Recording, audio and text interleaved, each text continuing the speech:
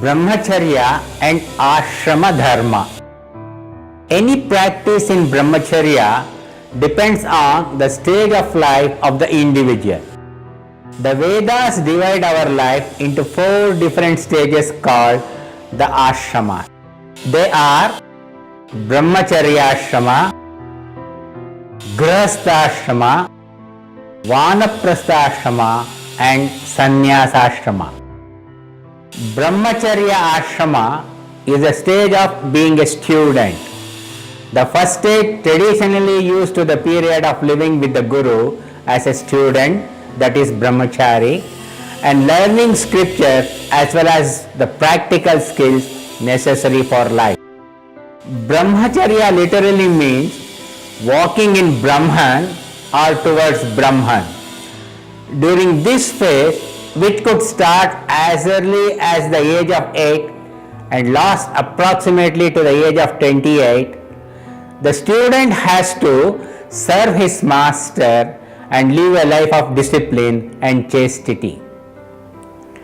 Brahman means the absolute, Chara means movement.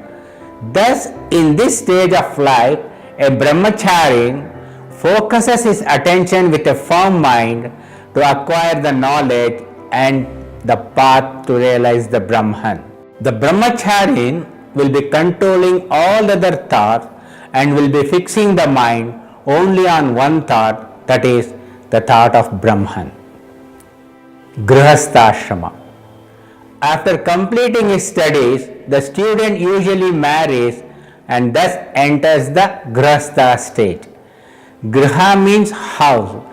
Grihastha ashrama is the stage of being a householder.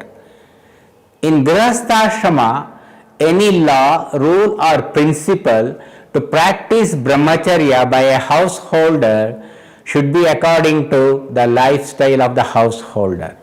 During this period, the husband and the wife strive to earn wealth and have children. It is the time when most of the purusharthas, the 4 chief objectives of life as laid down by the Vedas, are achieved.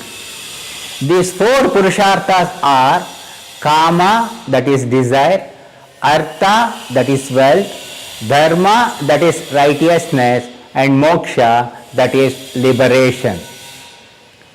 Of these 4 purusharthas, the first 3, that is kama, artha and dharma, are all meant to be fulfilled during the stage of grihastha. Desires and wishes are to be realized through the enjoyment of material.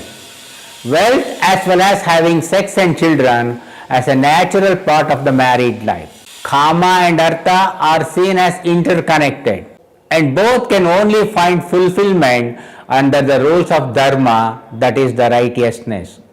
That means the acquisition of wealth has to be always through the righteous means and for the welfare of the society and even of all creation.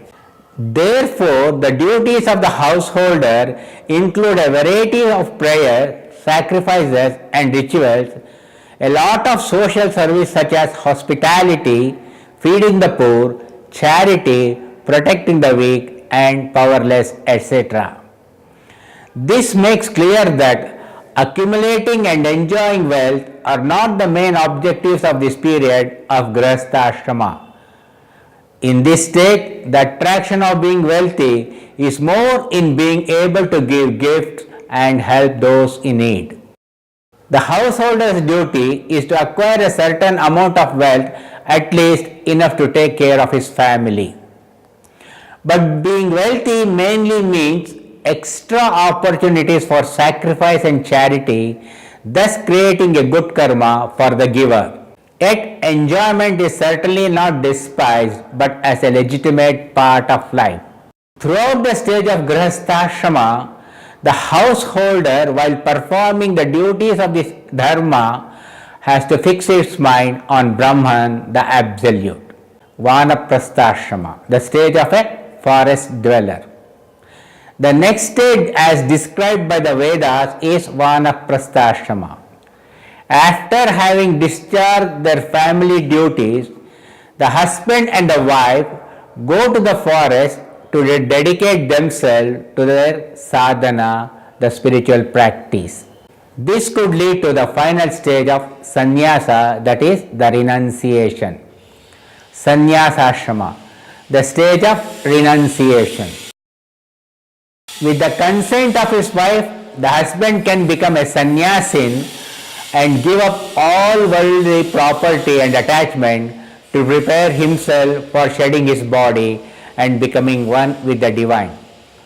All the other goals such as fulfillment of desire, wealth and righteousness are abandoned at this stage to realize the fourth and the final stage, that is moksha, the liberation from the cycle of birth and death.